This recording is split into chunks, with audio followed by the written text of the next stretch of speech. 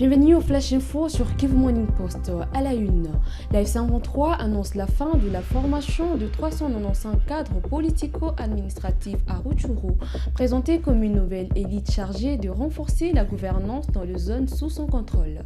Blaise Bassabossé. Sur son compte X, le porte-parole du F123, Laurence Kanyuka, indique que 395 cadres ont été formés au sein de la première promotion baptisée Intake 001 Uongozibora, signifiant bonne gouvernance.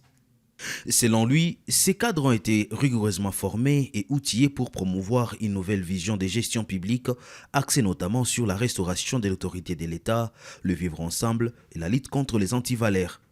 La cérémonie de clôture de cette formation s'est tenue le 23 avril 2026 au centre de formation des Kanombe dans les territoires de Rutshuru. Elle a été présidée par le chef d'état-major de l'armée révolutionnaire congolaise ARC, Sultani Makenga, en présence notamment du secrétaire permanent de la FC en 23, Benjamin Bonipa, et du gouverneur du Nord Kivu, Bahati Musanga Erasto. Dans son allocution, le général-major Sultani Makenga a appelé les lauréats à mettre en pratique les enseignements reçus. Il ne s'agit plus de promesses, mais d'actions concrètes au bénéfice du peuple, a-t-il déclaré. Toujours selon les mouvements, les participants ont, à l'issue de cette formation, exprimé leur engagement à s'investir dans la gestion des entités locales et à promouvoir les orientations politiques de la F123. Cette formation est une forme de récomposition administrative dans certaines zones de l'Est de la RDC où le mouvement poursuit ses activités parallèlement aux efforts diplomatiques en cours pour tenter de résoudre la crise sécuritaire. L'université Ebenezer de Minembwe au sud Kivu a été bombardée mercredi 22 avril 2026 par les forces armées de la RDC. Selon les sources locales, des drones de FARDC ont frappé les bâtiments de l'université, la radio Ngomaya Mani et la société d'épargne et de crédit.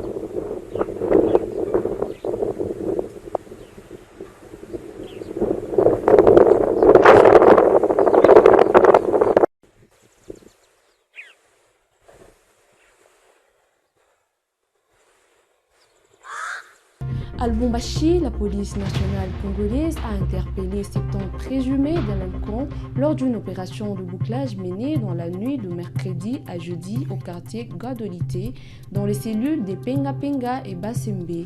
Le commissaire divisionnaire Blaise Kilimbalimba a supervisé l'opération avec l'appui des militaires des FARDC.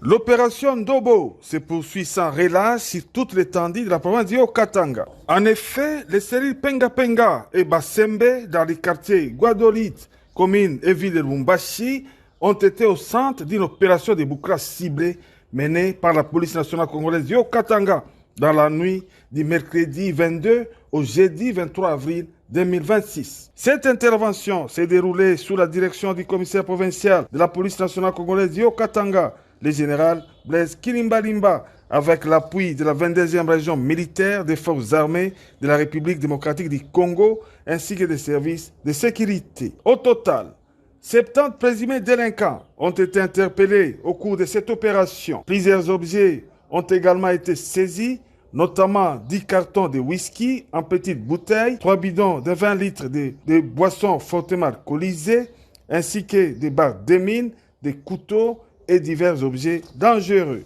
À l'issue de l'opération, le commissaire provincial de la police nationale congolaise du Haut-Katanga, le général Blaise Kilimbalimba, ainsi que le ministre provincial de l'Intérieur ont félicité et encouragé les éléments de la police, de l'armée et des services de sécurité pour leur engagement. Très satisfait des résultats obtenus, le général Blaise Kilimbalimba a réaffirmé sa détermination à poursuivre ses opérations sur toute l'étendue de la province du Haut-Katanga en vue de renforcer la sécurité des personnes et de leurs biens.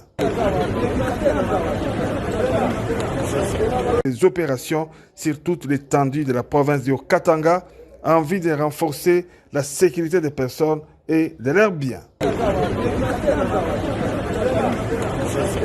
Le tribunal militaire de Kinshasa-Gombe a ouvert le procès des 3 présumés braqueurs interpellés par la police nationale congolaise dans le cadre de l'opération Ndobo, organisée en audience foraine. Ce procès vise à rapprocher la justice de la population et accélérer les traitements de dossiers liés à la criminalité urbaine. Consécutivement à l'interpellation des 3 présumés braqueurs par la police nationale congolaise, le tribunal militaire de Kinshasa-Gombe a tenu une audience foraine ce jeudi 23 avril à la maison communale des Barumbu dans le cadre de la lutte contre la criminalité urbaine à Kinshasa, dénommée Opération Ndobo. L'auditeur militaire des garnisons, ministère public, contre Kabutuka Moussaka Josué, Kipoyo Malanga Israël, Kalambayo Mouyuka Christian, prévenu 2, association de malfaiteurs. Cette audience s'est déroulée en présence du vice-premier ministre, ministre de l'Intérieur, Sécurité, Décentralisation et Affaires coutumières, Chabani Luko Biango Jacquemin. Dans sa participation, traduit la volonté du gouvernement d'en finir avec la criminalité urbaine dans les grandes villes du pays en général et à Kinshasa en particulier. Les 3 prévenus sont poursuivis pour association de malfaiteurs, détention illégale d'armes de guerre et vol à main armée. La tenue de cette audience foraine s'inscrit dans la volonté des autorités de renforcer la répression contre les banditismes urbains. L'instruction de cette affaire se poursuivra ce vendredi 24 avril.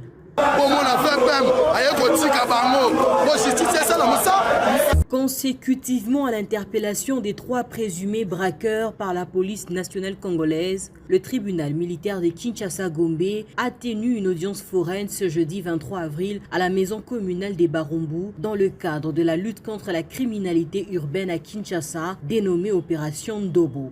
L'auditeur militaire des garnisons, ministère public, contre Kabutuka Moussaka Josué, Kipoyo Malanga Israël, Kalambayo Mouyuka Christian, prévenu 2, association de malfaiteurs. Cette audience s'est déroulée en présence du vice-premier ministre, ministre de l'Intérieur, Sécurité, Décentralisation et Affaires coutumières, Chabani Luko Biango Jacquemin. Dans sa participation, traduit la volonté du gouvernement d'en finir avec la criminalité urbaine dans les grandes villes du pays en général et à Kinshasa en particulier. Les 3 prévenus sont poursuivis pour association de malfaiteurs, détention illégale d'armes de guerre et vol à main armée. La tenue de cette audience foraine s'inscrit dans la volonté des autorités de renforcer la répression contre les banditismes urbains. L'instruction de cette affaire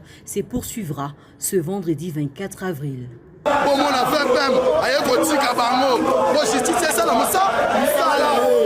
Fin de ces flash infos, mesdames et messieurs, au plaisir de vous retrouver à la prochaine.